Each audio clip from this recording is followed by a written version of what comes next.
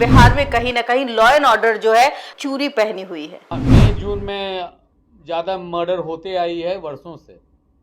अप्रैल मई जून जब तक बरसात नहीं होती है ये सिलसिला जारी रहता है, क्योंकि ज़्यादातर किसान को कोई काम नहीं रहता है। वो कैमरा देख रहा है, वो कैमरा को देखकर तब पिस्टल निकालता है कि भाई देख लो। डॉन को पकड़ना मुश्किल नहीं नामुमकिन है। है। इस तरीके से चुनौती देना ये बहुत बड़ी बात है। और ऐसे अपराधी को देख के कहीं ना कहीं जो बिहार में अब जो माहौल है वो सही में डर का माहौल बन चुका है। बिहार में हत्याओं का दौर इस बात को कहने के लिए उछल रहा है कि बिहार की जो प्रशासनिक स्थिति है वो किस तरह की है, लेकिन इसके बीच कई सारे बयान और कई सीसीटीवी फुटेज ये बताने के लिए काफी है कि आखिरकार पुलिस कर्मियों के दिमाग में क्या चल रहा है, वो किस माइंडसेट के साथ चल रहे हैं और जो अपराधी हैं वो किस माइंडसेट के साथ चल रहे हैं। 17 जुलाई को सुबह 7:30 बजे चंदन मिश्रा की हत्या होती है और वो भी राजधानी पटना के उस हॉस्पिटल में घुसकर हत्या होती है जो मात्र 200 मीटर जो कि पुलिस मुख्यालय से मात्र 200 मीटर की दूरी पे होता है। और पारस हॉस्पिटल छोटा मोटा हॉस्पिटल नहीं है, बहुत बड़ा हॉस्पिटल माना जाता है जहां पर लालू यादव जैसे नेता भी इलाज करवाते हैं।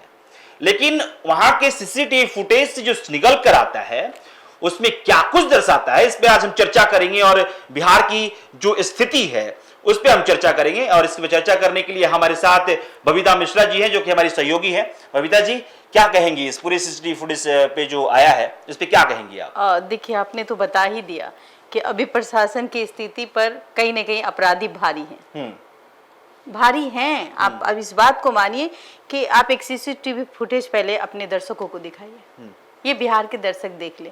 बिल्कुल, ये जो चल रहा है, स्क्रीन पे चल रहा है जो कि सीसीटीवी फुटेज है, इसमें साफ तौर पे नजर आ रहा है कि हाँ वो कैमरा देख रहा है, वो कैमरा को देखकर तब पिस्टल निकालता है कि भाई देख लो। एक अपराधी होता है। हाँ। चूंकि चंदन मिश्रा का भी रिकॉर्ड अपराधों का ही रहा है और कहीं ना कहीं उनका इलाज चल रहा था। आपने कहा कि कुछ मीटर की दूरी में मुख्यालय है, बिल्कुल, और फिर भी जो अपराधी हैं उनके चेहरे पे आप देखिएगा, अगर हम किसी एग्जाम को देने जाते हैं तो भी दिल धड़कता है, हाथ कांपती है, लेकिन ये अपराधी के चेहरे को देखिए जरा। बिल्कुल कोई फर्क ही नहीं पड़ता है। ऐसा लगता है कि इन्होंने प्रशासन को चुनौती दी है। हाँ, वो ऐसे सीसीटीवी फुटेज देखेंगे आप, इससे साफ नजर आता है कि वो अपराधी ये सोच के बैठा हुआ है कि मैं गोली मार के चला जाऊंगा और पुलिस कुछ नहीं कर पाएगी। कुछ नहीं होगा।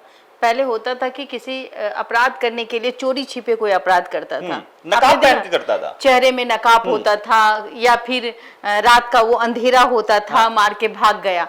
लेकिन इस तरीके से, वो भी पारस जैसे हॉस्पिटल में जहाँ की एक अगर उसका मरीज है तो मरीज के साथ एक ही आदमी जा सकता है, बिल्कुल, और वहां रह भी नहीं सकता है, मुझे जहां तक पता है, एक आदमी के साथ एक आदमी। लेकिन ये 5-5 आदमी जाना, और इतनी फिल्मी स्टाइल से आपने देखा होगा किस तरीके से वो कट्टा है या पिस्टल है वो निकालते हुए, और सीसीटीवी कैमरे पर उसकी नजरें थी। और वो जब वहां से वारदात को अंजाम देता है तो कुछ तो भागते हुए नजर आते, पर जिसने स्टाइल फिल्मी हीरो जैसे अजय देवगन, जैसे बहुत सारी एक मूवी देखी होगी, गैंग वॉर देखा होगा आपने, संजय दत्त को देखा होगा किस तरीके से वो मतलब दिखाते हैं। हाँ, मतलब फिल्मों में दिखाया जाता है कि जब कोई अपराधी अपराध कर रहा होता है और वो बिल्कुल बेखौफ होता है, उसको पता होता है कि इस देश की या फिर इस राज्य की पुलिस हमारी कुछ नहीं कर सकती है, तो बिल्कुल हाँ अंदाजे में चलता है एकदम।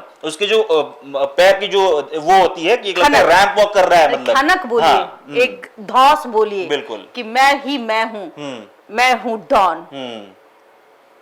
डॉन को पकड़ना मुश्किल नहीं नामुमकिन है। इस तरीके से चुनौती देना ये बहुत बड़ी बात है। और ऐसे अपराधी को देख के कहीं ना कहीं जो बिहार में अब जो माहौल है वो सही में डर का माहौल बन चुका है। ये कल एडीजी ने प्रेस कॉन्फ्रेंस किया जी, उसमें कह रहे हैं कि अप्रैल, मई और जून में जो अपराध है वो बढ़ जाता है, बढ़ जाता है। अच्छा। और उसके बाद फिर जब बरसात होती है तो फिर अपराध घट जाता है। कारण क्या है? कारण ये है कि जो उनका जो एक लॉजिक है कि भाई फार्मर्स जो है वो खाली बैठे होते हैं और तो उनका दिमाग शैतान का हो जाता है, यही नहीं कहना चाहते। वो तो सीधे ये कह रहे हैं कि भाई फार्मर्स ही गोली मार रहे हैं। मतलब आप किसान पे ही इल्जाम लगा रहे हैं। जो किसान जमीन जोत करके दूसरे के घर को अनाज देता है, उससे खाना बनता है, हम लोग जिंदा हैं, हम किसान पर उंगली उठा रहे हैं। मतलब आप इनडायरेक्टली यही कर रहे हैं ना। जी जी, इनडायरेक्टली आप अगर एक एडीजी के रूप में बैठे हुए हैं और आप इस बात का जिक्र कर रहे हैं कि अप्रैल, मई और जून ये 3 महीना ऐसा होता है जब क्राइम का जो एक रेशियो होता है वो बढ़ जाता है। उसके बाद से बरसात होती है, फिर किसान अपने काम में लग जाता है, तो फिर सारी चीजें थोड़ा ठीक होने उन्होंने लगता है। हमें लगता है कि इसको कह सकते हैं, कभी कभी लोग अपने आप को, पुलिस प्रशासन को, खुद को बचाने के लिए इस तरीके का गैर जिम्मेदाराना ये जो बातें हैं वो उनके मुंह से निकल गई होगी। लेकिन फैक्ट देखिए, आज जो आए दिन हत्या हो रही है, अभी भी तेजस्वी यादव का बयान है कि 4 हत्या हो चुकी है। तो सबसे बड़ी बात है कि हत्या का रीजन क्या है। हत्या सिर्फ अपराधी का भी हो रहा है, आम आदमी का भी हो रहा है। कारण क्या है ये सबको पता है कि बिहार में कहीं ना कहीं लॉ एंड ऑर्डर जो है चूरी पहनी हुई है, एक डर का माहौल है और अपराधी जो है वो खुलेआम जितना करना है कर लो अभी ही, वो करते हुए नजर अभी आ रहे हैं। पारस जैसे हॉस्पिटल में घुस करके और ये मतलब एक दबंग स्टाइल में जाना, आंखों में आंखें डालना, और एक व्यक्ति जब जो निकलता है वो उसको देखता है तो वो सहम जाता है, वो तुरंत अपने दरवाजे को बंद कर लेता है। जरा वो वीडियो देखिए। बिल्कुल बिल्कुल। तो आखिरकार गृह विभाग किसके पास है? नीतीश कुमार जी के पास है। और जहां विनय कुमार डीजीपी महोदय, सबसे बड़ी बात है कि इतने बड़े बड़े पदाधिकारी कहां बैठे हुए हैं? राजधानी में बैठे हुए हैं। और वो तो चुनौती दे रहा है ना कि देख लीजिए, चैलेंज कर रहा है, देख लीजिए, कुछ नहीं कर सकते तुम निकम्मे हो।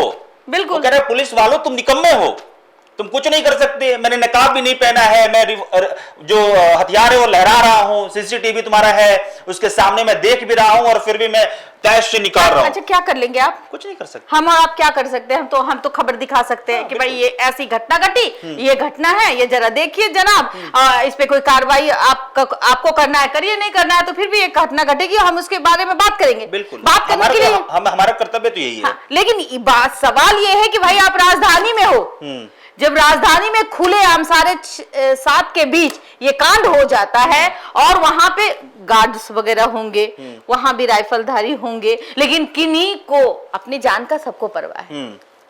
इसलिए बिल्कुल अपने जान का सभी को परवाह है, सबको पता है, सीसीटीवी कैमरा देख रहा है, वहां लोग होंगे रूम कंट्रोल में और उन्होंने सूचना भी दिया होगा, वो निकल भी गए।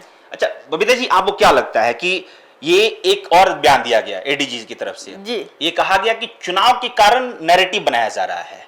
चुनाव के कारण? तो फिर आप रोक क्यों नहीं रहे हैं? हाँ। कहां आप में कमी है?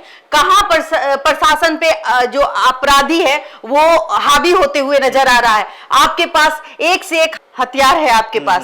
पहले आप 90 की दशक की बात मत कीजिए, अब जो पुलिस प्रशासन है उसके पास में अत्याधुनिक हथियार है और आपके पास अच्छी गाड़ियां हैं, आपके पास पेट्रोलिंग है, फिर भी आप नाकाम है। कहीं ना कहीं कुछ तो कारण है जो अपराधी का मनोबल बढ़ा हुआ है। अरे कोई दिन दहाड़े मार के चला जाए, रात के अंधेरे में मार दे तो ये एक आधा छुपा रुस्तम किसी ने हमला किया, लेकिन के अपराध करना तो अपराधियों का मनोबल मजबूत बताता है। चोरी डकैती आपने सुना होगा। अपने बचपन में हम लोग सुनते थे कि भाई वो सेंध मार दिया जाता था, उसके घर से चोरी हो जाती थी, किडनैप करके ले जाता था, तो भी वो डरे सहमे में था। लेकिन जो आरोपी है उनका स्टाइल आप देखिएगा तो कहीं ना कहीं इस स्टाइल को देख के तो हम भी कायल हो गए कि भाई देखिए ये प्रशासन को मुंह चिढ़ा रहे हैं। और अगर बिहार नहीं सुधरा, अगर बिहार की स्थिति इसी तरीके से रही तो कहीं ना कहीं राष्ट्रपति शासन लगना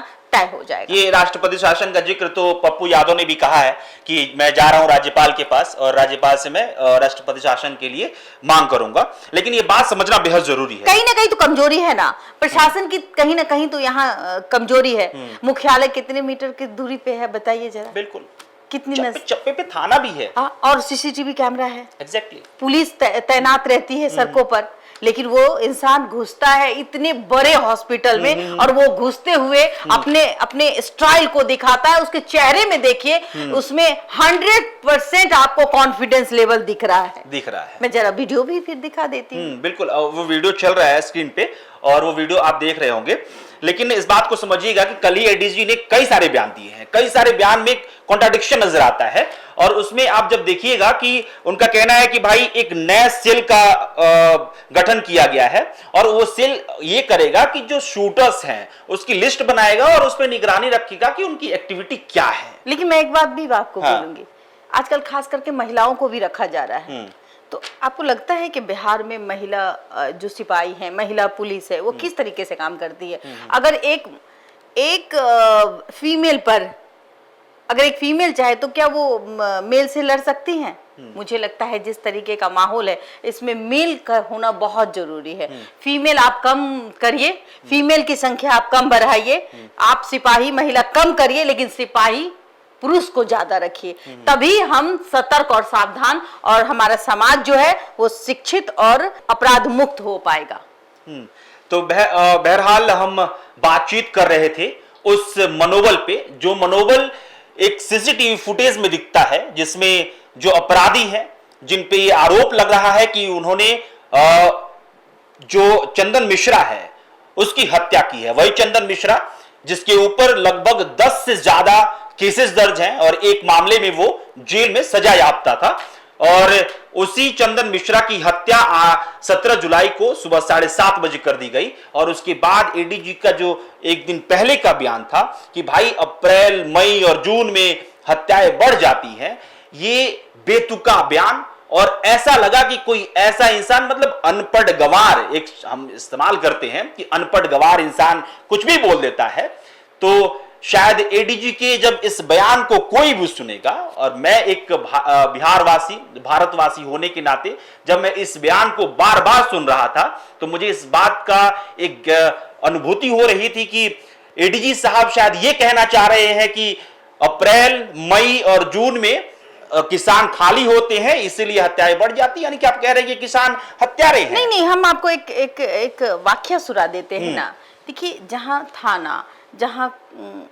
थाना एक आम आदमी की आवेदन को लेने के लिए मतलब तैयार नहीं होता, वो सर फुड़वा के भी आता है तो कहता है कि लीजिए अब सबूत मेरे पास है, अब मेरा एफआईआर दर्ज कीजिए, अब हमको हॉस्पिटल ले जाइए। मैंने पहली दफा आई, मुझे जान का खतरा था, आप नहीं माने, अब लो फिर से फुट के आके मैं खड़ा हूं। तो जब तक जो मुख्यालय में बैठे हैं डीजीपी, डीआईजी, आईजी, जो भी शख्स बैठे हैं, जब तक नीचे के लोगों पर कमान नहीं कसेंगे, नीचे के थाना प्रभारी पर कमान नहीं कसेंगे, उन पर नकेल नहीं कसेंगे, ये अपराध जो है, जिस तरीके से आपने घटना देखा होगा, ये अपराध इसी तरीके से जारी रहेगी।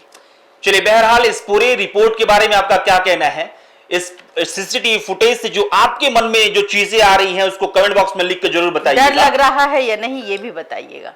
और पुलिस प्रशासन के द्वारा जो बयान दिए जाते हैं और उसके बाद उसका जो इंपैक्ट होता है उसके बारे में जरूर आप कमेंट बॉक्स में लिख के बताइएगा। आप देशवा न्यूज देख रहे थे, मेरा नाम अभिषेक श्रीवास्तव है और मेरी सहयोगी बबीता मिश्रा जी मेरे साथ थी। बहुत बहुत शुक्रिया, धन्यवाद।